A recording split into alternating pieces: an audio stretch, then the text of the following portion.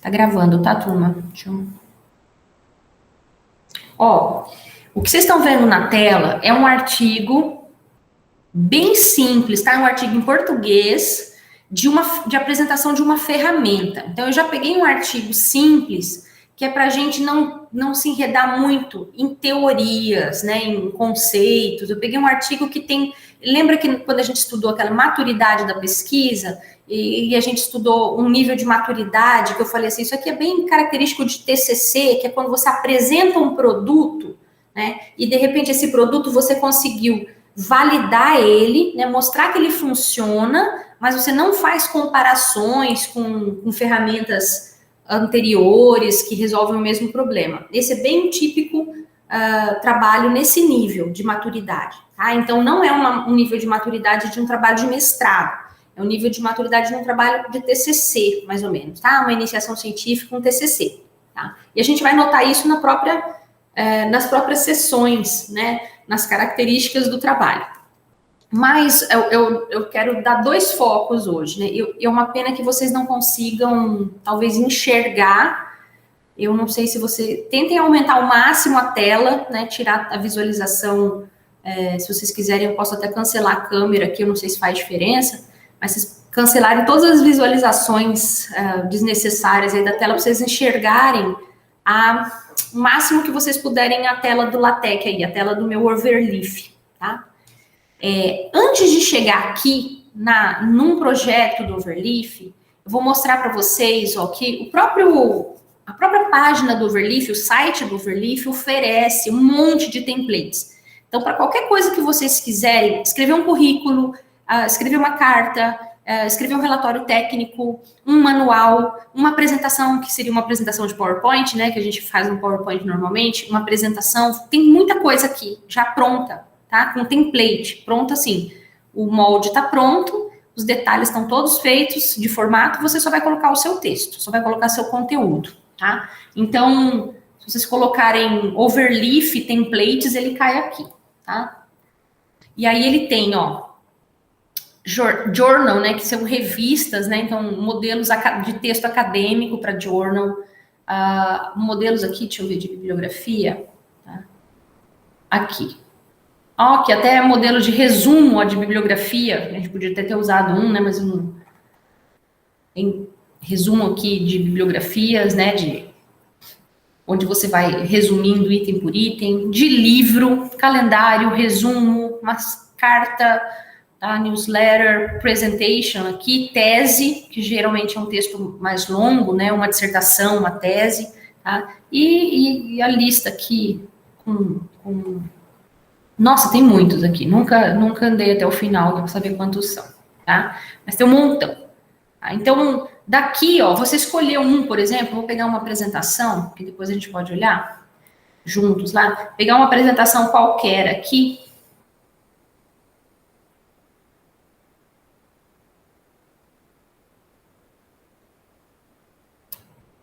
E são apresentações reais, né, que pessoas permitem aqui a divulgação do modelo. Tá?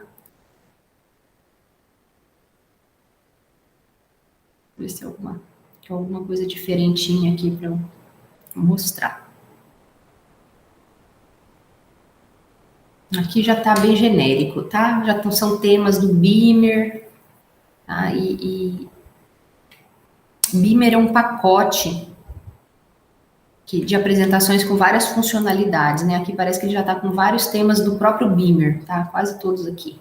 Vou pegar um qualquer, tá? Vou pegar esse que tem imagem, só porque eu quero ver até se vem a imagem ou não. Quando a gente clica, a gente pode abrir aqui, abrir como um template, tá?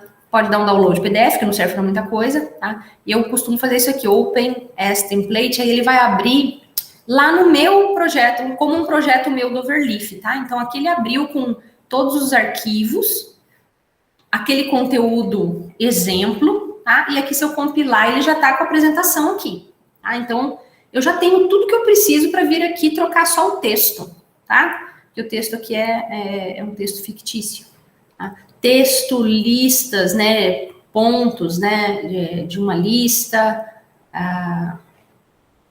imagens, padrões aqui distintos de imagem. Provavelmente as figuras vêm aqui todas também, né? Provavelmente aqui, ó. Está em... Olha, eu acho que isso aqui está em latim, não tá não? Não sei. Tem um lorem ipsum aqui, que eu não sei, lorem ipsum é latim, não é? Que eles usam para fazer essa... Sei lá. O que é esse lorem ipsum? Eu sempre vejo isso aqui, não sei o que ele quer dizer. É latim, né? Tá. Lorem ipsum é simplesmente uma simulação de texto da indústria tipográfica de impressos e vem sendo utilizada desde o século XVI, quando o impressor desconhecido pegou uma bandeja de tipos e o embaralhou para fazer um livro de modelos de tipos. Bom, tudo bem. Então, lorem ipsum é só um texto genérico, fictício, fake teste aqui pra gente. Um texto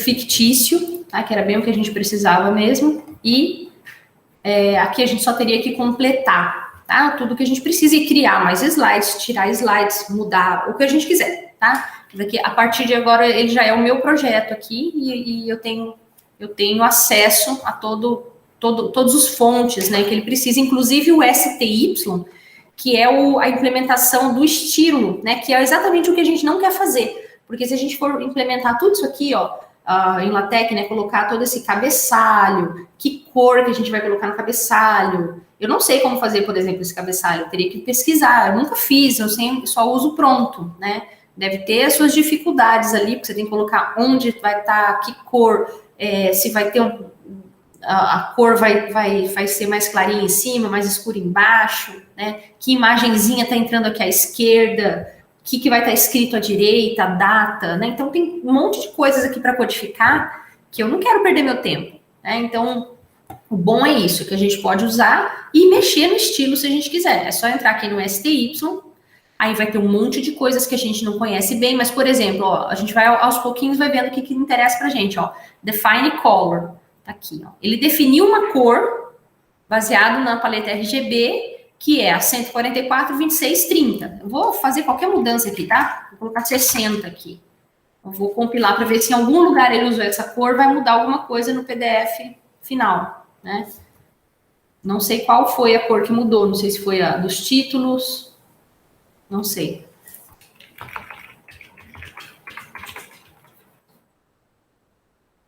Às vezes ele não usou essa cor em muitos lugares e não vou sentir diferença nenhuma. Ah, mudou. Aqui, ó. Agora ficou verde, tá? Coloquei 144 no do meio aqui. O green.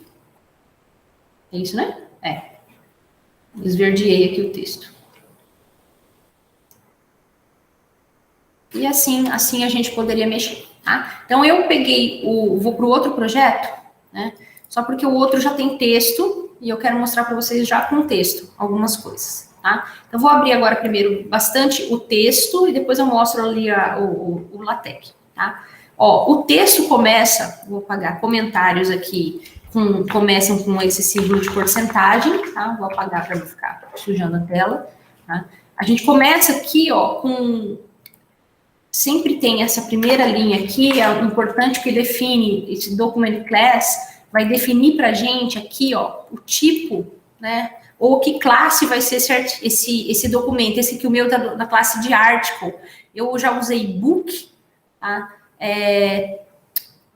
e já usei report, tá, tem um report que é de relatório, é um formato um pouco diferente, tá, então, não vou saber de cabeça o que muda, mas eu sei que, por exemplo, article aqui, a gente define seções. E no caso de book, a gente define capítulos, né? Então, para uma tese, por exemplo, a gente precisa ter capítulos e não seções, tá? As seções vêm dentro dos capítulos. E já num artigo, a gente não chama de capítulo, a gente chama de seção. Seção 1, seção 2, seção 3, que elas vêm tudo uma embaixo da outra, né? Num formato do tipo book, a gente tem capítulo, ele começa sempre numa página, ele tem que, se um capítulo termina, o próximo vai começar na página seguinte, né? Tem definições diferentes para monografia, tese, dissertação, cai em book. Ou report, eu não tenho certeza se report é capítulo também, mas book eu tenho certeza. E artigos, né, mais condensados, geralmente em 2 colunas, tá? Ele cai no estilo article, tá? Você vê que esse aqui, ele tá com fonte 10, a letra Times, em 2 colunas, tá? Provavelmente existem aqui outras propriedades, outros parâmetros que podem estar sendo usados aqui, tá? Nesse template que eu estou usando, que provavelmente eu peguei ele pronto, era esse formato, eu não devo ter mexido, tá? Depois do Document Class, vem vários pacotes que você pode inserir, tá? Ó, o que eu tenho certeza que a gente está usando esse aqui, ó, Use Package Brasil, Babel, tá? E aí ele sabe que é em português, e por ser em português, ele consegue resolver, por exemplo, se tiver que quebrar uma palavra e fenizar, né, uma palavra no final de uma linha, tiver que pular para outra linha, ele sabe como, ele tenta, pelo menos, dividir as sílabas corretamente, né? Ele sabe que se é em português, vai ter cedilha, vai ter determinados símbolos que às vezes não tem em outro idioma, tá? Deixa eu ver, gráficos, ó, figuras, pacote de algoritmos provavelmente está sendo usado também, pacote de URL, porque às vezes a gente quer definir uma página, né, falar, olha, o simulador está disponível nessa página, então para ficar o formato de um link, tem esse pacote URL, SVG provavelmente para usar alguma coisa, não lembro aqui para que é o SVG, mas daqui a pouco aparece alguma necessidade dele aqui, aí eu volto. Tá? Sim, Júlia, olha, manual em LaTeX tem muitos, tá? Eu fiz uma busca rápida hoje, mas eu não achei nenhum assim para escolher como melhor para passar para vocês. Mas eu faço isso hoje ou até segunda, assim, vou procurar um manual. Mas se você colocar ali manual LaTeX, você vai ter inúmeros. Aí são todos muito bons. Pega um de universidade, pega do IME, os professores do IME têm bons manuais. Deixa eu ver se eu tenho o meu livro de LaTeX aqui. Não tá aqui. Eu tenho um livro de LaTeX ótimo, que eu podia passar o nome dele, deve estar lá na faculdade. Eu posso depois passar o nome para vocês, que ele é excelente. Às vezes tem algum PDF disponível, tá? Quem falou de SVG de imagem, né? Vetorizada, se não me engano. Pode ser que ele tenha feito alguma transformação para vetorizada, alguma coisa assim. Eu não lembro, tá? Esse aqui foi um aluno meu de TCC, eu não me lembro de tudo, já faz um tempinho. Depois, pessoal, que colocamos os pacotes, tem sempre alguns comandos de início, tá? Se fosse a sua primeira página ali, de título, autores, essas coisas. O próprio modelo, né, o próprio template já vai te mostrar ali onde colocar os autores, se tem mais de um autor, como que você vai separar os vários autores. Então, isso vai depender muito do template, tá? Então, aqui já tem, nesse template, já tem ali espaço para colocar o título, né, esse /title. Já é um comando criado provavelmente ali nos arquivos de estilo, né, tem um nome que acho que é CLS também, que é um outro arquivo, esse aqui não tem. Então, provavelmente aqui no arquivo de estilo mesmo, no STY, tá? Onde, ou no padrão dele de article, né, para a gente definir título no title, para definir autor, ou autores, nesse comando de autores, e se tiver mais de um, separar por /end, tá? Deixa eu apagar esses comentários para não ficar muito... Ó, aqui tem 2 autores, ó, o Lucas, // pula linha, tá? // pula linha, e eu ainda coloquei Universidade, Instituto de Computação, Campinas, tarará. E depois /end, né? E o segundo autor, Liana, Universidade Federal do Mato Grosso do Sul, Faculdade de Computação, Campo Grande, Brasil, e o e-mail, tá? Então, esse foi um formatinho bem básico. O de vocês lá na SBC, provavelmente é um pouquinho diferente, mas todo mundo se adaptou, porque eu vi que todo mundo colocou o título bonitinho, quem usou LaTeX colocou nome, e-mail, tudo bonitinho. Eu acho que não se complicou com isso, não. Tá? Tô lendo aqui. Aí eu te ajudo depois, tá, Júlio, nisso aqui, específico. Porque tem que ver, porque às vezes o que você precisa é de símbolos matemáticos para fazer equações. acho que no seu. Tá? A gente... Ou símbolos matemáticos específicos, né? Para você atender a alguma coisa ali dos seus trabalhos relacionados. Eu tenho que te ajudar depois. Mas esses manuais normalmente trazem tabelas, inclusive com símbolos matemáticos, sabe? Com o código de cada um deles.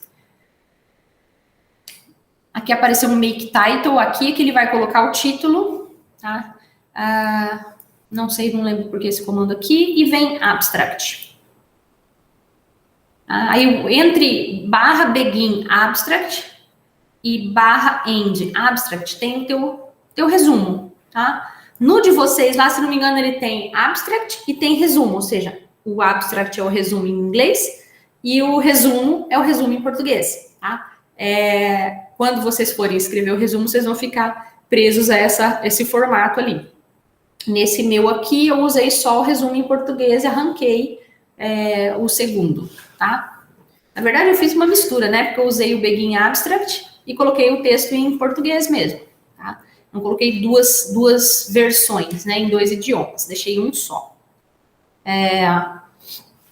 Quando a gente coloca nesse formatinho, eu vou abrir agora maior o PDF para vocês verem, ele coloca o resumo, ó, título, os 2 autores e o abstract com alguma diferença do restante do texto, né? Nesse padrão aqui, ele colocou em itálico, não tem mais do que um parágrafo, tá? O resumo, ele é um parágrafo só corrido, a gente não divide o resumo em mais do que um parágrafo, né? E esse tamanho aqui é um tamanho meio padrão, sabe? Tem artigos um pouco maiores, tem os menores, mas é mais ou menos isso aqui, sabe? Umas 15 linhas, mais ou menos de resumo.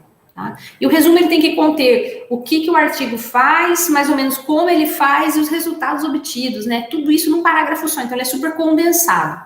Tá? Mas ele tem que ter um final, tá? Ele tem que ter um final, ele tem que falar assim, ó, a gente chegou até aqui, né? Ó, que é o nosso pessoal, o objetivo é complementar o ensino de arquitetura de computadores de um dos algoritmos mais importantes na execução fora de ordem presente na literatura. Tá? Então, esse aqui foi o que foi alcançado no trabalho. Tá? Se vocês tiverem mais do que 2 autores, ele vai tentar encaixar todos numa linha, né? Como se fosse uma linha, né? Os bloquinhos. Se ele não conseguir, ele vai quebrar. Tá? Ele vai tentar encaixar da melhor maneira. Às vezes a gente fica quebrando a cabeça, forçando ele a pular a linha para ficar mais bonitinho. Né? Até 3 autores ele trabalha bem. Começou a passar de 3 autores, ele começa a quebrar, né, em várias linhas e começa a ficar meio feinho aqui a questão dos autores, tá? Tanto é que você vê artigos que tem muitos autores, eles nem colocam muitas informações sobre cada autor, né? Põe às vezes o nome e o e-mail ou o nome só em uma instituição, assim, pequenininha, né, embaixo, só para poder caber bastante gente ali na seção dos autores. Voltando aqui no LaTeX, depois do abstract, ou o resumo, vem o corpo de texto, tá? Vem o corpo do texto do seu artigo. Eu fiz uma organização aqui que eu sugiro que vocês façam, porque facilita muito para quem está trabalhando num texto quando ele vai crescendo, que é dividir, ó, em inputs, tá? Eu estou colocando aqui /input e o nome do meu arquivo que contém a introdução. Então, quando eu faço input intro.txt, lá no arquivo aqui em cima, intro.txt, eu só pus o 1 para ele numerar e ficar em ordem aqui. Intro.txt, ele já tem a minha introdução, só a minha introdução, ó, desde o /section introdução até terminar a introdução. Então, eu prefiro assim, porque daí a minha função, meu arquivo principal, que é esse main, fica curtinho. Ele ficou só com o cabeçalho e esses inputs, tá? E a bibliografia. Então, aqui eu coloquei 5 inputs: introdução, trabalhos relacionados, referencial teórico, metodologia, validação, que são as 5 seções. Ah, faltou uma. Não terminei. Conclusão. 6 ponto conclusão. Eu já tenho o arquivo de conclusão ali. 6 ponto conclusão, input. Conclusão.txt, que já está aqui. Tá? Eu tenho a conclusão pronta. Se eu vier aqui na main, ó, e comentar, ele não vai fazer os inputs para mim, eu vou ver como que vai ficar o meu artigo ali. Tá? Vou dar uma compilada dele aqui.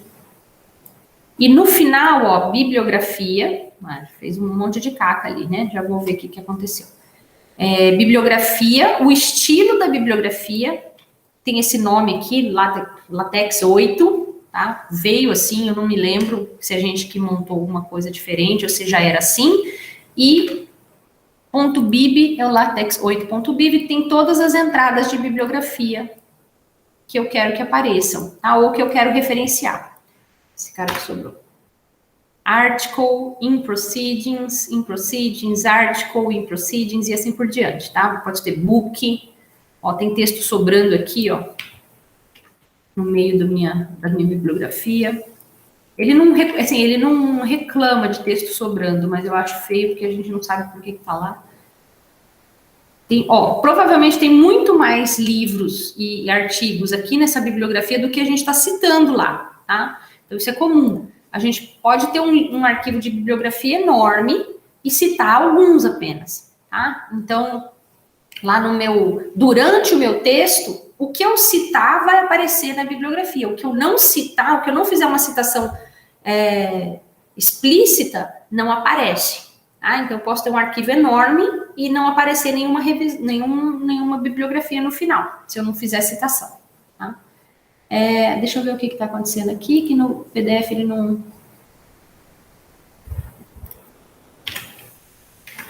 Eu não acho que tenha sido por causa dos inputs aqui, deixa eu ver se foi. Que eu acabei de tirar, se eu fui mexendo e apaguei alguma coisa importante ali.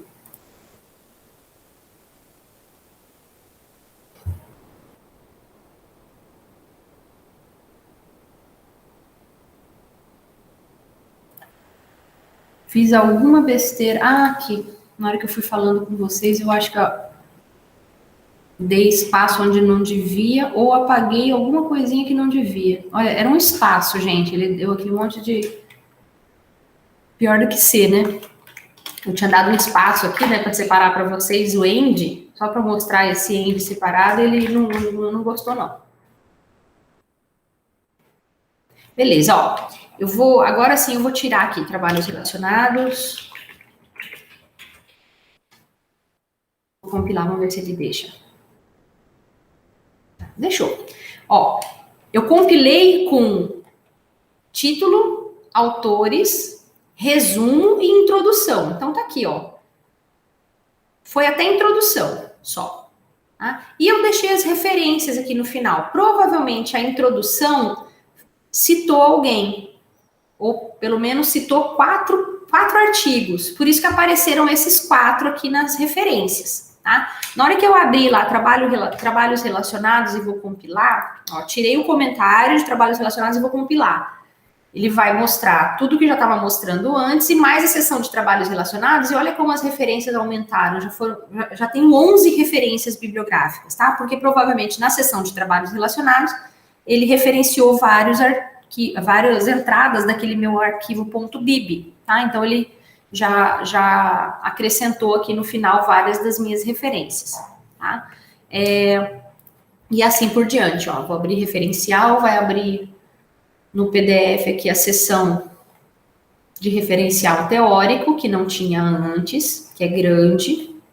Essa aqui é bem grandona. Explica todo o algoritmo de Tomasulo, lá de Arquitetura 2, né? Para quem já viu Arquitetura 2, porque esse é um simulador do algoritmo de Tomasulo. Então, ele tem que explicar toda a teoria baseada no algoritmo que se baseia, né? O algoritmo de Tomasulo, para poder depois escrever um simulador para ele. Tá? Metodologia, validação e conclusão. Vou abrir os 3 agora. Agora estaria o trabalho completo.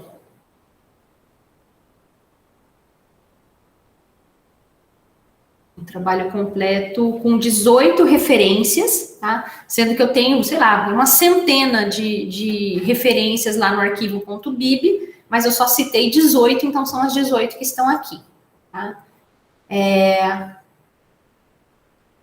Quando a gente faz uma citação de alguém que não está na referência bibliográfica, por exemplo, vamos supor que na minha introdução, eu vou lá no arquivo da introdução e vou cometer um erro forçado aqui, né? Segundo, ou de acordo, né? Segunda-feira, de acordo com fulano de tal, e aí eu faço assim, Tio, tem um tiozinho, só para ele colocar um espaço adequado entre a última palavra e a citação, tá? Se tiver, por exemplo, no final da linha, ele entende que a citação não pode ir sozinha para outra linha, então a gente põe esse tiozinho aí, ele corrige qualquer problema aí de espaçamento, tá? Aí eu coloco esse barra cite, ou site, não sei, e ele cita, ele tá me oferecendo tudo que eu tenho para citar, né? Vou colocar um cara que não existe, fulano, aqui. De acordo com fulano, a teoria, blá, blá, blá, blá, blá. Aí vou compilar. Então, eu fiz uma citação usando uma palavra que fulano, e esse fulano não está na minha bibliografia, lá nas minhas referências, tá? Então, quando eu voltar aqui na introdução, onde eu coloquei esse texto, no final dele, está aqui, ó. Vou abrir maior para vocês enxergarem, ó. Vem aqui, ó. De acordo com fulano de tal, aqui, ele colocou um ponto de interrogação, tá? Então, referências quebradas, o que ele não consegue encontrar de referência, né, que seriam os nossos ponteiros, né? Ali eu tentei apontar para uma referência bibliográfica que não existe, ele pôs um ponto de interrogação. Se eu estiver apontando para uma seção que não existe, ele também vai usar ponto de interrogação para isso, tá? Então, se eu fizesse assim, olha, a seção 7 vai falar sobre tal assunto, e a seção 7 não existe, tá? Então, ele também vai quebrar dessa maneira, a dizer que está quebrada a referência colocando um ponto de interrogação. Então, uma coisa boa é, antes de entregar seus PDFs finais, faz uma busca no PDF por ponto de interrogação. Eu sempre faço isso, tá? Porque procura os pontos de interrogação e vê se é um ponto de interrogação de fato, né? Se você usou ponto de interrogação, ótimo. Mas se é só uma referência quebrada, você encontra sim, tá? E conserta. Ele, às vezes, na hora que você compila, dá uns warnings para avisar, mas às vezes a gente perde esses warnings, não dá atenção, faz uma busca no final, tá? Coisas que a gente faz também, referência a uma sessão, por exemplo. Como veremos, ou como vimos, por exemplo. Como vimos na sessão, e aí eu faço aqui uma citação, uma referência, um barra ref, tá? Uma referência a uma sessão. Vou colocar aqui... TRAB relacionados. Como vimos na seção TRAB relacionados, tananã. Só que às vezes esse label aqui, ó, TRAB relacionados, ele não encontra. Eu já vou mostrar para vocês como que a gente cria esses labels. Se ele não encontrar, ele também vai dar um ponto de interrogação para mim. Eu vou mostrar aqui também. Tá? Ainda na introdução, como vimos na sessão, aí 2 pontos de interrogação, uma referência quebrada. O primeiro, lá entre colchetes, é uma citação de bibliografia quebrada, e os 2 pontos de interrogação na linha de baixo, uma referência, nesse caso aqui a referência é um label, né? Alguma sessão, eu deveria ter colocado um label e não coloquei. Tá? Então ele também avisa dessa maneira. Você vê que ele compila, não dá erro, tá? Mas ele deixa avisado no seu texto que está quebrado. E o que é um label para a gente? Se a gente voltar lá no começo da introdução, quando eu defino section, introdução, section é uma palavra reservada, é um comando, tá? Ali é reservado. Mas o que eu coloco entre as chaves é o nome da minha sessão. Então, a minha sessão está chamando introdução. E aqui eu posso usar o comando label, colocar assim uma indicação, intro, por exemplo, tá? Barra label intro. Tá? Olha, até tem o mesmo nome, tá? Intro do... Só que eu não colocaria o tio, deixaria intro do cal, né? Ou menorzinho, intro. Aí todo mundo que quiser falar sobre a introdução vai fazer uma referência a esse label, tá? Porque aí se eu mudar a ordem das minhas sessões, ele numera tudo de novo, ele corrige todas as numerações e todas as referências, tá? Então eu não vou fazer uma referência assim, como vimos na sessão 2 e digitar o número 2. Eu vou fazer como vimos na sessão barra e ref e a referência àquele label, porque daí se eu mudar a ordem das minhas sessões, ele corrige todas as numerações que fizerem referência a elas, tá? Então isso é um label. Provavelmente em TRAB e ref tem um label já, porque no final da introdução a gente sempre fala, né? O nosso trabalho será organizado como segue.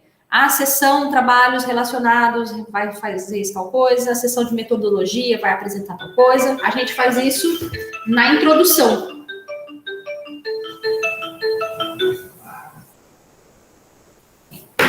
Então, as outras sessões geralmente tem label já. tá? Porque a introdução faz referência a elas. Então, label aqui do trabalhos relacionados, label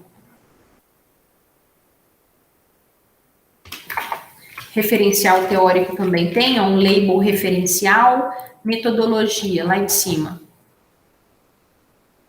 Label metodologia, validação. Label validação. E conclusão. Label conclusão. Até aqui. Então, já vimos aí um pouco das referências bibliográficas. Label. E como introduzir as sessões, né, dentro desse trabalho. Agora, só mais um pouquinho, pessoal, eu vou seguir só um tiquinho a mais para eu mostrar para vocês algumas coisinhas básicas. Então, eu vou criar um teste aqui, ó, teste.tech.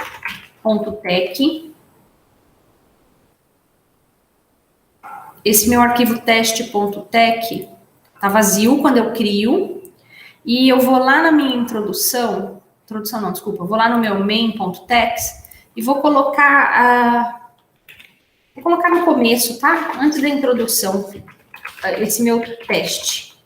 Só porque eu quero fazer umas tabelas, umas coisinhas nele. Tá? Teste.tech, vou compilar, ele vai dar vazio. Não vai ter nada nesse teste.tech, ele não vai reclamar e também não vai fazer nada, ó, não deu nada. Aqui antes da introdução não apareceu nada. Mas agora eu vou lá no teste.tech e vou começar alguma coisa. Então, ó, /section, minha seção de teste. Esse é o nome da minha seção. Se eu quero uma subseção, subsection. Minha subseção.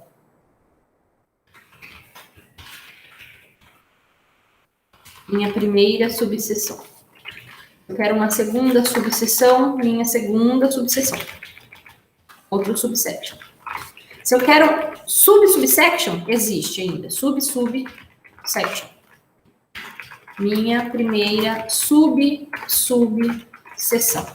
E assim por diante. Eu só não sei se tem sub. Nunca testei. Subsection. Eu acho que não tem. Minha primeira subseção. Eu acho que esse não tem. Vamos testar. Compilar. Sub não tem. Tá? Ele tanto não tem que ele colocou um xizinho aqui para mim nessa linha, mas ele compilou, tá? Ele só não conseguiu criar uma subseção porque ela não existe. Então eu vou apagar aqui do fonte para não atrapalhar, mas lá no PDF a gente já vê, ó. Minha seção de teste é a 1. Aí a 1.1 é minha primeira subseção. Tem uma fonte um pouquinho menor do que a primeira. E a 1.1.1, que é a minha primeira subseção, ou subseção, né, tem uma fonte um pouquinho menor do que da subseção. Tá? Então, ele para aí, nas subdivisões. Se a gente estivesse no formato de book, a gente teria um capítulo ainda. Então, teria o capítulo 1, seção 1, 1.1, 1.1.1. Tá? Então, teria uma numeração de capítulos num nível mais alto. Tá? Então, aqui a gente definiu seções, subseções. Tá? Vou tirar as menorzinhas, deixar só direto na seção. Outra coisa que vocês vão usar bastante no de vocês, é isso aqui, ó, /begin, itemize, para fazer itens, bolinha, quadradinho, tá? Ele tem um padrão, que eu acho que é bolinha, né? Item 1, item 2, item 3, tá? Ó, deixa eu colocar assim, texto 1, texto 2, texto 3, para não confundir com o comando. O comando é chamado begin itemize, né? Eu não sei que não é um comando isso, né? Mas é um bloco, né? A gente está fazendo um bloco de itemize, e aí a gente coloca texto 1, texto 2, texto 3 como itens, né? Aí entra aqui os itens, né? O item aqui na listagem, tá? O Júlio está perguntando, se eu quiser fazer um exemplo, qual a melhor forma de eu identificar? Colocando ele como uma subseção? Pode ser, né? Você está querendo separar chamar atenção, né, para um exemplo dentro de um texto, pode ser uma subseção, ou pode não ser, né, depende Depende sempre do tamanho que vai ter aquele... a gente sempre pergunta assim, justifica ter aquela subseção ou não? Porque às vezes você abre uma subseção, escreve 2 linhas e acabou. Aí você fala, não justifica essa subseção. Deixa em texto corrido mesmo. Agora, se você vê que ele é uma parte significativa, que tem um corpo de texto, assim, de conteúdo, né, que justifica, e você abre uma subseção, tá? Mas, assim, tem regra não, sabe? Que você põe, daí você olha, vê se ficou melhor, daí você tira, vê se ficou melhor. É bem... E é bem de gosto e de estilo, né? Às vezes, quando a gente está em banca de TCC, por exemplo, um membro da banca elogia umas coisas, critica outras coisas. Aí vai para o outro membro da banca, aquilo que foi crítica para o primeiro, às vezes é elogio no segundo, sabe? É meio pessoal, às vezes... Eu dar exemplo também de escrita em primeira pessoa, né? É muito simples em inglês, porque em inglês a gente escreve em primeira pessoa, né? Em inglês, a voz passiva, você fala assim, ó, foram realizados experimentos, não cai bem em inglês. Em inglês não tem problema nenhum você falar, nós realizamos experimentos, né? Em inglês isso é o melhor, em primeira pessoa do plural, por exemplo, né? Agora, em português, tem leitores que gostam da voz passiva e outros que gostam da voz ativa. Então, às vezes, você escreve de um jeito, você incomoda o leitor, sabe? Aquele leitor não gostou. Eu não ligo para a primeira pessoa, não. Eu até gosto. Mas toda vez que eu chamo o Samuel para as bancas dos meus alunos, ele reclama da voz em primeira pessoa, né? Do plural dos meus alunos, e é uma questão de estilo mesmo, né? Em português o pessoal gosta mais, é mais formal você usar a voz passiva, né? Foram realizados experimentos, foram realizados testes, o que eu não gosto da voz passiva é pelo seguinte, que às vezes você está falando do trabalho de outras pessoas, foram realizados testes por outras pessoas, mas isso não fica implícito. Ou, aliás, isso não fica explícito na frase, fica implícito. Né, tem que ver o contexto do texto todinho para você saber se foram realizados por quem. Você não fica com clareza, né? Às vezes foram realizados experimentos por outras pessoas, mas isso não fica claro para o leitor. E às vezes eles foram realizados pelo próprio grupo, né? Então, quando você usa eles realizaram, fica claro, nós realizamos e eles realizaram, né? Eu acho mais claro, mas a maioria dos leitores mais formais de escrita em português não gostam do nós fizemos ou eles fizeram. Prefere foram feitos. Ai, obrigada, filha. Isso que é da avó, né?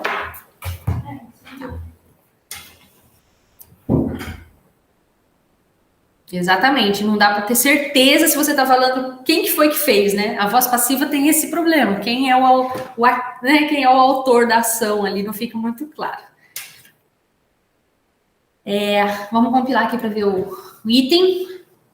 Eu tô dando aula bem basiquinha para vocês, porque eu também só uso o basicão aqui do LaTeX, tá? Por exemplo, aqui estão os itens em bolinhas, né? Eu sei que se a gente criar itens dentro de itens, ele muda. Aqui um outro item mais, ó. E aqui colocar texto. Aqui. Eu sei que ele muda de bolinha, ele vai provavelmente escolher outro. Tá meio lerdinho para compilar. Ó, escolheu risquinho, tá? Eu não sei como mudar isso aqui, tá? Tem que pesquisar aí nos manuais. Se você, eu não quero nem bolinha, nem risquinho, eu quero um quadradinho. Tem como pôr. Eu sei que tem, mas eu não sei como é. Tá? E tem aquele, tipo, vistinho, assim, né? De check, de um checklist. E aí tem que fuçar aí para descobrir como fazer as alterações, tá? No formato do item. Tá? E tem, às vezes, a gente não quer item, a gente quer numerar. Então, é enumerate. Texto 1. Texto 2. E aqui eu vou abrir mais um outro nível do enumerate. Reparem que tem uma tabulação que é sugerida pelo editor, mas ela não influencia. Ela não influencia na numeração. Quem está garantindo que a numeração está tendo 2 itens é porque eu coloquei 2 enumerates, 2 begin enumerate, né? Um dentro do outro. Eu coloquei de forma identada, não identada, né? Mas como que a gente fala? E quando os laços aninhados, né? Os laços, como laços aninhados, aqui eu coloquei 2 comandos, né, de enumeração aninhados, né, um dentro do outro. Mas não é a indentação que está fazendo isso, é o fato de ter um comando dentro do outro. Se eu tirar a indentação, vai funcionar exatamente da mesma maneira, tá? É que para ajudar o editor já faz a indentação aqui para a gente ter mais certeza do que está acontecendo aqui na numeração e nos itens, tá?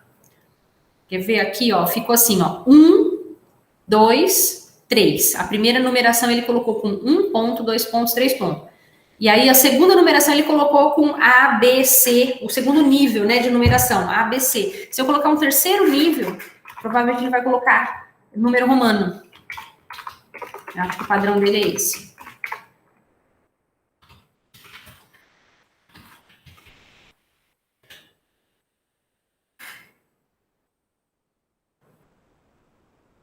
Número romano, ó, 1, 2 e 3, no nível mais à esquerda, né? Aí no nível, como se fosse nível 1, né? No nível 2, A e B, no nível 3, número romano, 1 e 2, né? Eu não sei se tem um outro nível aqui, deve ter. Vou fazer.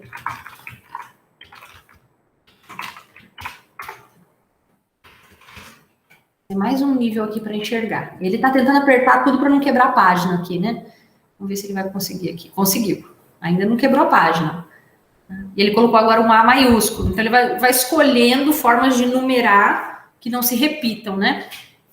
Se a gente quiser, na numeração, tá? Que aí não precisa ter esse monte de níveis aqui, mas se a gente quiser na numeração fazer isso aqui, ó, vou deixar só um nível para não precisar quebrar a página nem nada, mas eu acho que a gente consegue colocar entre colchetes, de repente você quer que ele já numere, deixa eu ver se dá certo, um A e B já no primeiro nível. Eu coloquei um A e B entre parênteses ali, vamos ver se dá certo. De repente eu não quero 1 e 2, né? Eu quero A e B entre parênteses. Então eu coloco exatamente o que eu quero, só que dentro dos colchetes. Aí os colchetes não vão aparecer no meu texto. Os colchetes é só para delimitar para ele que ali eu estou colocando a numeração, né? O tipo de marcação ali que eu quero na numeração. Tá? Se eu tirar os parênteses, ele tira os parênteses ali no final. Vou colocar tipo A ponto, B ponto. Tá? Mas os colchetes não vão aparecer. Beleza. O marcadores e numeração é algo que a gente usa bastante, tá? E aí, por último, e aí eu juro que é o último mesmo, vou mostrar como faz tabela. A gente abre um Begin Table, ele já criou aqui, o Overleaf faz isso, tá? Tem outros editores que também fazem, mas senão a gente tem que digitar desde o começo, tá? O Overleaf já completa aqui pra gente um monte de coisinhas, tá? Então, entre Begin Table e End Table, vamos ver tudo que ele pôs aqui. Primeira coisa aqui em cima, desses colchetinhos que vieram vazios, ele deixa a gente colocar umas letrinhas aqui, que é H de here, ou seja, ele vai criar uma tabela, ele quer saber onde que eu posso colocar a sua tabela. Porque é uma nojeira, às vezes, que a gente quer que a tabela fique num lugar e ele sobe a tabela lá no começo da página. Ou então ele desce a tabela lá no bottom, né, lá embaixo. Né? Tira ela do lugar que você quer. Então, você pode forçar ele com here. Se não me engano, o H, maiúsculo ou minúsculo, ele tenta forçar a tabela no lugar onde ela aparece ali no seu LaTeX. Né? Ele vai tentar forçar ali. Se ele não conseguir, né, aí ele vai tentar se virar. Aí tem a opção de top, o T é de top, o B é de bottom, HTB. Só lembro desses 3, deve ter outros também, tá? Ele tenta colocar a tabela here, aqui, se ele não conseguir, ele vai para o topo, se ele não conseguir, ele vai lá para baixo. Aí, então, você dá opções para ele, pelo menos você tenta ajudar, né? Então, vamos deixar assim, HTB.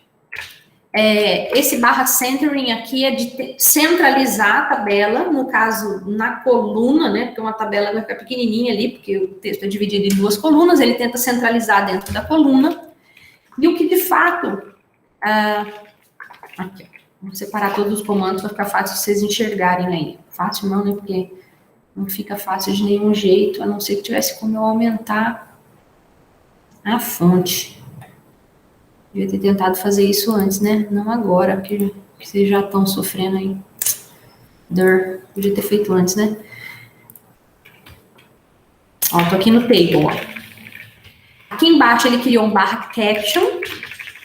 Isso aqui é o que vai aparecer como se fosse a legenda da sua tabela. Fica ou embaixo da tabela ou em cima. Normalmente, figuras a gente tem caption embaixo. E tabela, a gente põe o caption em cima, tá? Então, eu vou levar o caption aqui para cima e vou colocar assim.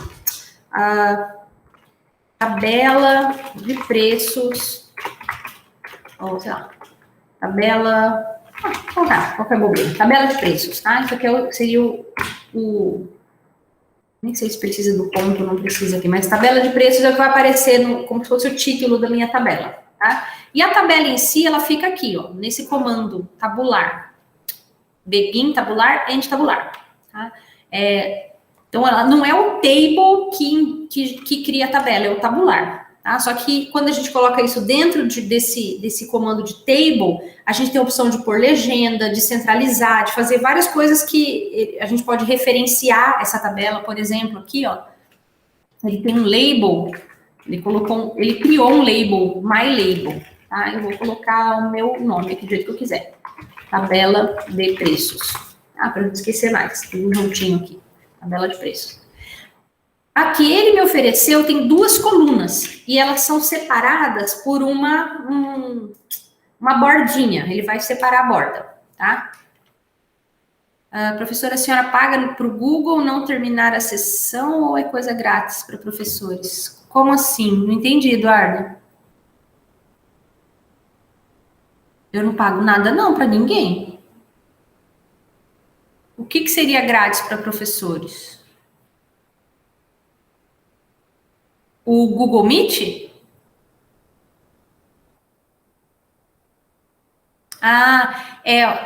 Eu acho que o Google que nós temos, quando eu entro com a conta da universidade, ele é um plano do Gmail, né, para toda a universidade.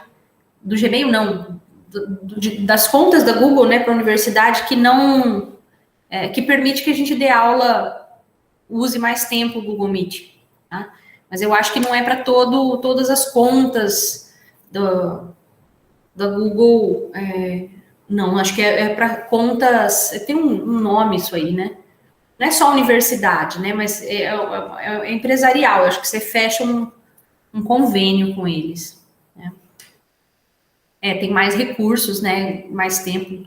Só faltava, né? Já pensou? A gente não poder dar aula o tempo todo. Só finalizar aqui, pessoal, ó, eu vou fazer uma tabela de 3 colunas, todas separadas, ó, as colunas vão ter separações por linhazinhas verticais, então eu coloco aqui em cima, que eu quero separar as linhas verticais, e as linhas horizontais, eu tenho que colocar o comandinho na frente de cada linha, que chama H-line. As linhas horizontais têm que vir por comando. Meio chatinha a tabela, tá? É bom pegar uma e usar de base sempre. Ó, a minha tabela já tem, aqui já dá para compilar. Ela já tem 3 colunas, linhas horizontais e linhas verticais e linhas horizontais. Tá? Foi isso que eu criei até agora. Só que não tem conteúdo, então ele criou aqui, ó. Tá. Ele criou só com 2, porque eu esqueci dos separadores aqui, ó. Tem que ter os separadores para os elementos, ó. Vou colocar X, Y, Z. A primeira linha inteirinha da minha tabela é X, Y, Z. A segunda linha eu vou colocar W, V, T. Agora eu vou compilar, agora vai ter conteúdo, né, a minha tabela. Minha tabela de preços.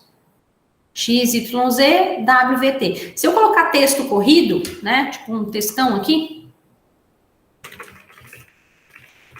ele vai aumentar o tamanho, não só daquela célula, mas da coluna toda, que precisa de mais espaço, tá? Por isso que ele vai acertando aqui de acordo com o tanto que você precisa para cada coluna. Se você quiser um valor específico, tem como. Aqui é só trocar esse C aqui em cima, tá? Que esse C aqui não é de coluna, não, é de centralizado.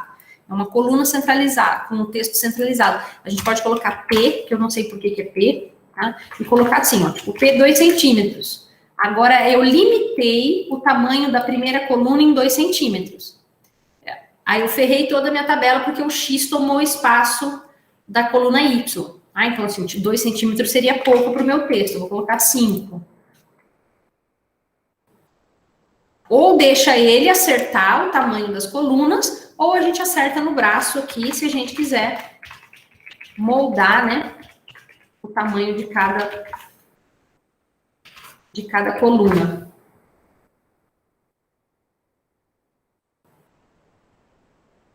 Aqui. Aí passou, né? Eu coloquei 5 mais 2 mais 2, passou do tamanho de uma coluna. Vou reduzir aqui para 3 e vou reduzir também meu textinho aqui para caber.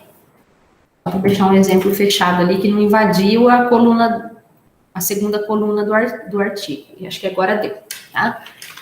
Beleza, tá feita uma tabela. Se eu quero que as linhas fiquem duplas, por exemplo, a linha da esquerda aqui, eu ponho 2 risquinhos aqui, 2 risquinhos aqui. Agora eu já vou ter as bordas externas verticais duplas, tá? O que acontece se a gente colocar 2 quilômetros? Ele não deve ter essa medida, mas não custa a gente tentar, né? Ele vai dar um erro na linha.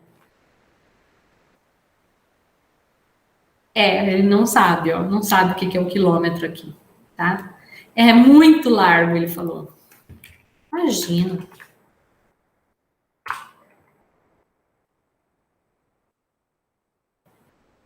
Coloquei, ó, linhazinhas duplas. Se quiser deixar bonitinho, quero deixar as linhas horizontais duplas. Só 2 H-line. Acho que assim ele já faz. Deixa eu ver se ele vai fazer bonitinho ou se eu tenho que botar pular a linha ali. Ah, deu mais ou menos certo, né? Não ficou muito bonitinho, não. Assim também não vai ficar, não. Acho que os 2 H-line assim, aqui talvez vocês não enxerguem, mas ele não fez bonitinho aqui na pontinha, ó. Não ficou bem legal. Tá? Teria que sair fuçando aí para ver se dá para fazer dupla, né? Bonitinho, uma bordinha dupla, uma borda diferente. Eu não sei, eu uso sempre muito simples. Então, não tenho muitas firulas aqui para mostrar para vocês, tá? Mas o suficiente para a gente trabalhar o básico. Tá? E no próprio template que eu passei para vocês, tem inserção de figura, tá? Então, aqui eu tenho figuras, deixa eu pegar lá na metodologia, ou na validação, talvez, deixa eu ver, onde que tem uma figura aqui, só para mostrar. Na validação não tem, na metodologia certamente tem. Figura é muito simples, porque você tem que ter o arquivo da sua figura disponível aí no projeto e usar o comandinho de include graphics aqui. Aqui tem um para mostrar, tá? Ó, a gente coloca tudo dentro desse begin figure e end figure e repara que tá com um asterisco depois do figure, é porque como esse template tem 2 colunas e a figura é grande, quando a gente coloca esse asterisco, ele deixa a figura tomar as 2 colunas de uma vez, tá? Então, é bem útil para vocês esse trechinho aqui, esse begin figure com o asterisco no final, tá? Se a gente tirar o asterisco, ele vai colocar só em uma das colunas, então, às vezes, a figura vai ficar feia, tá? Aqui tá, ó, HT, que é here e top, e aí um ponto de interrogação na frente, se não me engano, ele força para que seja here ou top, né? Ou coloca a figura ali ou no topo. Centralizado, include graphics. Aqui você dá a gente dá com esse comando aqui, ó, vem esse 0,55 é como se fosse 55% do tamanho original dela. Então, às vezes a gente põe a figura do jeito que ela veio, ela fica muito grandona, né? Aí a gente só reduz usando esse comando, tá? 50, não sei se é 55 do tamanho dela ou 55 do tamanho da linha, agora eu não lembro, hein? Eu sei que a gente reduz aqui com essa porcentagem, tá? Exatamente para ficar num tamanho legal na sua tela. Deixa eu ver qual que é essa Fibonacci aqui. Execução com especulação. Deixa eu pegar só a figura certa. A que a gente está olhando na tela ali. Essa daqui, ó. Essa daqui. Ela ocupou, você vê que ela ocupou as duas colunas, né? Ela não está numa coluna só, não. Por causa aquele asterisco. Agora, o 55, se eu tirar aqui, ó, deixa eu ver se eu colocar 1, o que acontece? Vamos ver. Tchau, Doriane, fica com Deus. Tchau, vai com Deus, até. Vou colocar 1, ela ficou no tamanho da linha. Inteirinha no tamanho da linha, não. No tamanho das duas colunas, né? Ele somou o tamanho das duas colunas aqui e usou a figura nesse tamanho. Né? Coloquei, reduzi para 0,50, 0,5, vai cair pela metade. Metade do tamanho das duas colunas. Tá? Então, aí a gente avalia o que fica legal. Tá? O comando em si, pessoal, ele é longuinho, mas ele se repete em todas as suas figuras. Ih, perdi. Aqui. Centralizado, include graphics, vem essa questão de tamanho. Se você pode omitir também, se quiser que ele ponha o tamanho original. O diretório, né, a pasta, se você tem uma pasta aqui dentro do projeto para suas figuras, a minha é chamada de imagens, né? Barra o nome do arquivo. Se eles estão todos na raiz, é só o nome do arquivo. Tá? Caption é o que vai aparecer como se fosse a legenda da figura, né? Nesse caso, embaixo da figura. E label se eu referenciar essa figura, eu preciso do label dela, né? Então, tem um Fig Fibonacci para referenciar essa figura. Então, todo lugar que eu precisar falar na figura Fig Fibonacci, eu vou usar ref, né? Barra ref, Fig Fibonacci, ele vai referenciar, nesse exemplo aqui, a figura 4, tá? Que é a que ele numerou como 4. Se eu trocar as figuras de lugar, ele corrige todas as referências para eu não ter que ficar olhando referência por referência. Tá? Então, as referências são a maior facilidade que eu acho que tem no LaTeX, né? Então, eu acho que com isso, pessoal, com seções, subseções, itens, numeração, figura e tabela, vocês fazem 80% do que vocês precisam. Os outros 20% são específicos das necessidades de vocês, né? Talvez um de vocês queira fazer uma tabela diferenciada, uma tabela que tem que mesclar as linhas e as colunas, mas tudo que vocês precisarem, você colocar lá no LaTeX mesclar linhas, vocês vão achar o código prontinho. LaTeX mesclar colunas, né? LaTeX borda superior da tabela, né? Vocês conseguem ir achando na internet facilmente, né? Então, equação. Não para, né? Juro que agora é o último. Vou voltar lá no meu teste, que a gente vai precisar de equação. Begin equation, end equation, tá? Isso aqui faz uma equação. Aí o que vocês colocarem aqui dentro, deixa eu ver se vai dar certo aqui. V igual...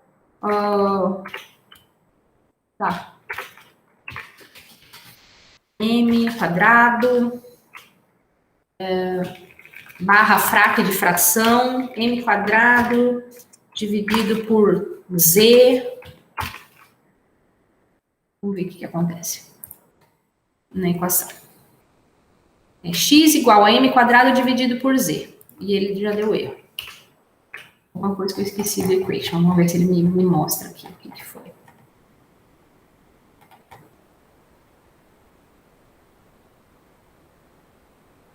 Ele fez, ó, x igual a m quadrado... Ele conseguiu fazer o x igual a m quadrado sobre z como fração, né? E colocou 1 para essa equação. Mas não ficou legal ainda, porque ele reclamou de alguma coisa. Uma coisa que eu sei que a gente vai ter que fazer um label, tipo equação de x, para eu poder referenciar no texto, né? Assim como visto na equação barra ref x, né? E eu posso pôr... Eu acho que não preciso pôr mais nada, né? Porque... caption para equação não faz sentido, né? Por legenda para uma equação. Aí ele conseguiu aqui, ó. 1 ficou lá para a direita na numeração aqui da equação, a equação está aqui, x igual a m quadrado sobre z. Eu não precisei colocar nada de diferente na equação, tá? Se eu não quisesse colocar o barra frac aqui de fração, eu posso fazer m quadrado, e o quadrado é chapeuzinho 2, né? O elevado, o quadrado é o acento circunflexo. Posso fazer barra para o dividido, né? Só que não vai ficar bonitinho, vai ficar uma barrinha assim, a fração é melhor. Mas dá também assim, tá? M quadrado dividido por z. E por algum motivo ele não tá... Ele tá dando umas reclamadas ali na minha equação e ainda não descobriu o porquê. Agora ele parou. Ele não gostou da barrinha, ele prefere o fração. Tá? E se no meio do seu texto você quiser essa fração, por exemplo, o valor de x é calculado com, sei lá, aí a gente coloca entre esses dois símbolos aqui, que a gente chama de símbolos matemáticos. Você coloca esse cifrão e o que você colocar aqui dentro vai sair num formato matemático. Aí você pode usar a mesma m quadrado z. Durante o seu texto, no meio do seu texto, você vai ter que colocar no formato matemático. Agora, se você quer separá-lo como uma equação, aí é um Begin Equation. Sobrescrito dentro da equação. Sobrescrito dentro da equação. Tipo, mas é sobrescrito tipo esse m quadrado? Esse tipo de sobrescrito ou tipo somatório de 1 até n? Aquele n que vai em cima. Ah, você quer subscrito. Aí isso é subscrito. Aí você faz com... É desse jeito mesmo. Vamos supor que... vou fazer uma outra aqui, ó. Uma outra equação. No lugar dessa do x aqui, ó. Barra sum de somatório, tá? Então, assim, x é igual. Barra sum de somatório. Somatório variando. Aí eu vou colocar subscrito, a linhazinha subscrito. E começando em 1 e vai até n. Daí, isso aqui tá fazendo somatório de 1 a n. Tá? O i igual a 1 vai subscrito. O n vai sobrescrito. Tá? E eu vou colocar aqui mi. Olha o meu telefone que hoje está demais. mi. Tá? Vamos ver se ele faz direitinho.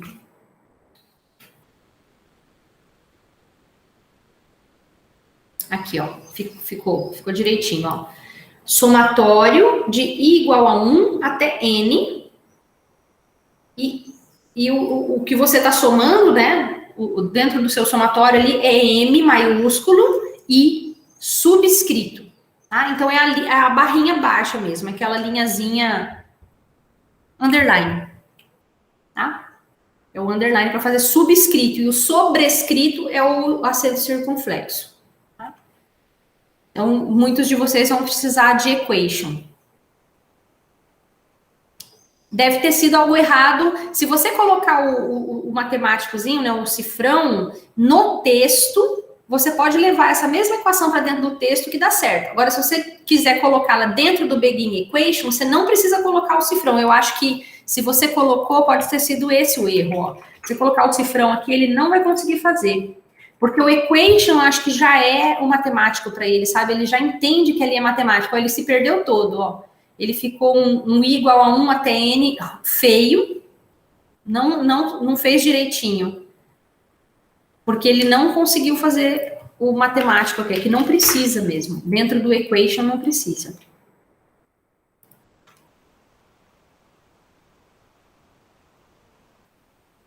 Ah, pode ser. A questão do espaço, pode ser mesmo. Tá? E quando você quer subscrever ou sobrescrever mais do que um caractere, aí você tem que colocar eles entre chaves. Por exemplo, vamos supor que você tem um somatório de i igual a 1, vírgula, j igual a 1, e aqui você vai fazer nj.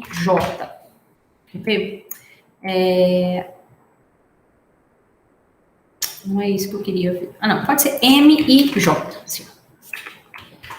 Vou pôr M e J entre... Assim, ó. Tudo que tá dentro dos parênteses aqui vou ficar subscrito. Fica um monte de coisa subscrita. Eu não posso tirar essas parênteses, não, chaves. Se eu tirar essas chaves, ele vai deixar só o i subscrito. E o restante ele não vai entender o que é. Então aqui vai ficar i igual a 1, vírgula j igual a 1, tudo subscrito. E o n sobrescrito. Como o n é um caractere só, eu não preciso colocar ele entre chaves. Mas se eu colocar, não tem problema. Tá? E aí o corpo ali do somatório vai ser n, underline, porque eu quero subscrever, e eu quero subscrever IJ, então eu coloco entre chaves.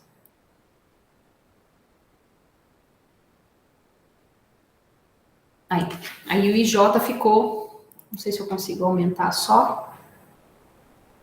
Ele não me deixa aqui aumentar, mas aqui ficou direito. I igual a 1, J igual a 1 subscrito, e MIJ com o IJ subscrito também dentro da equação. Tá? Aqui na equation 1. Tá? Então, eu acho que com equação, somando a equação às outras funcionalidades, eu acho que você já tem bastante trabalho, tá? Pessoal, eu vou finalizar por respeito a vocês pelo horário e, assim, a gente vai tirando dúvidas de vocês à medida que vocês forem precisando, tá?